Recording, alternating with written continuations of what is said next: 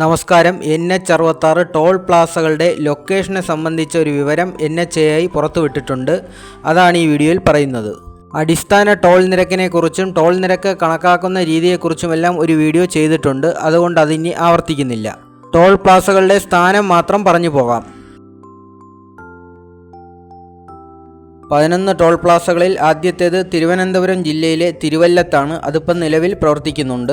തിരുവനന്തപുരം ജില്ലയിൽ തന്നെ ഒരെണ്ണം കൂടി വരുന്നുണ്ട്. അതിൻ്റെ സ്ഥലം തീരുമാനമായിട്ടില്ല. അത് ആറ്റിങ്ങൽ ബൈപ്പാസിൽ വരാൻ സാധ്യതയുണ്ടെന്നാണ് അറിയുന്നത്. കൊല്ലം ജില്ലയിലും 2 എണ്ണം വരുന്നുണ്ട്. അതിൽ ഒന്നാമത്തേത് ഓച്ചിറയിലാണ്. രണ്ടാമത്തതിൻ്റെ സ്ഥലവും തീരുമാനമായിട്ടില്ല. ആലപ്പുഴയിൽ കൊമ്മാടി, എറണാകുളത്ത് കുമ്പളം, അതും നിലവിൽ പ്രവർത്തിക്കുന്നുണ്ട്. തൃശ്ശൂരിൽ നാട്ടിക, മലപ്പുറത്ത് വെട്ടിച്ചിറ, കോഴിക്കോട് ജില്ലയിൽ മാമ്പുഴ പാലത്തിന് സമീപത്തോ അല്ലെങ്കിൽ മുക്കാളിയിലോ ആയിരിക്കും. ഈ ജില്ലയിൽ ഒരു ടോൾ പ്ലാസയെ കാണത്തുള്ളൂ എന്നാണ് അറിയാൻ കഴിയുന്നത്. കണ്ണൂർ ജില്ലയിൽ കല്യാശ്ശേരി, കാസർഗോട്ട് പെരിയ ബസാർ, ഇത്രയൊക്കെയാണ് പുറത്തുവിട്ടിരിക്കുന്ന ടോൾ പ്ലാസകളുടെ ലിസ്റ്റ്.